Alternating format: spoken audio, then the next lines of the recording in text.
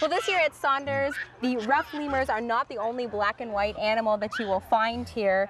You've also now got Scratch and Sniff. I've got to tell you, Carla, this is the first time that I have ever been this close to a skunk. And aren't they wonderful? They kind of are. You know, I'm a little nervous that, is it a male or a female? These are both males. Both males. I'm a little nervous that he's going to spray me. No, he won't. He's not going to spray unless he's terrified. And we're not going to do anything to terrify him. Okay, I'm going to try and be very, very calm. Tell me about why it was such a long process to get these skunks. Can't take skunks out of the wild, of course. So we had to find a captive breeder of skunks and a captive breeder that had babies available.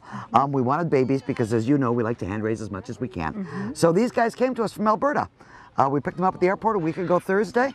And as you can see, they are settling in wonderfully well. How old are they now? They're about 9 weeks old. They're actually going to the vets on Monday to become zeros. They won't be males anymore after Monday. Zeros. Why are you choosing to neuter them? Number one, I don't want to have a problem with any of the wild skunks possibly coming around and getting these boys excited and upset. Okay. So we're going to neuter them to make sure that that doesn't happen. They also apparently stay much calmer and tamer once they're neutered. Okay. Couple of interesting things that I was telling you that I've just learned about skunks. Skunks cannot see past 10 feet. That's why so many of them are killed on the road, because they don't see you coming. What percentage did you say don't live past 3 years old? Less than 10% make it to 3 years of age. Between roadkill, and they're very prone to a lot of parasitic diseases. Okay. So now what does a skunk eat? They eat, right now they're eating a diet of boiled chicken and turkey mixed with brown rice, oatmeal, a lot of vitamins. They tend to be very vitamin deficient, so we're giving them a lot of vitamins. And they're very good. They just open their mouth to take their vitamin E and their vitamin C. But can you believe how good they are? Like, we've had them 10 days and they're wonderful. They're wonderful. I think a lot of it has to do with how wonderful you and Gary are with the animals. We spend a lot of time, these guys sit on the couch with us at night.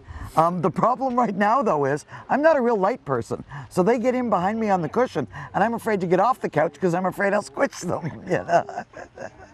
So cute. So you've got 3, you said? Yep. Scratch, Sniff, and Sebastian. Scratch, Sniff, and Sebastian. Yeah, I don't know if you can see, but Sniff has a little red dot on his neck, so we can tell him apart.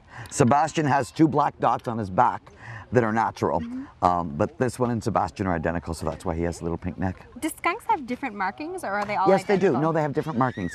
As I said, the one has 2 black dots in the middle of his back. Oh, it's not like a red dot that you put on. No, it's not a dot. He's got a natural. Okay. But the other 2 are identical, so that's why we marked the one. Now, before we go, can you tell me a little bit about the rough lemurs behind us? Native to Madagascar. Severely endangered. Their habitat is shrinking at an alarming rate. Is that why they're endangered? Yes. Yes. Okay. Now, you mentioned that lemurs are ground animals? The ring-tailed lemurs are ground. These guys live in the treetops. So these guys are coming down to the ground and taking the food from the ringtails. Okay. Different lemurs live at different levels of the forest. We also have brown lemurs here that live in the middle of the forest. Why do you think that some are up high and some are down low, even though their bodies look very similar? I think it's food. Yeah. It's food availability. It's territory. It's very interesting. So when people come to Saunders, do they have options? Can they walk around by themselves? Yes, they can walk around by tour? themselves. We do guided tours for the general public on Saturdays at 11. We also do all the feeding at that time. Through the week, our tours tend to coincide with the buses arriving. We do a lot of large groups through the week. Okay. But you're welcome to come on out anytime and tour around.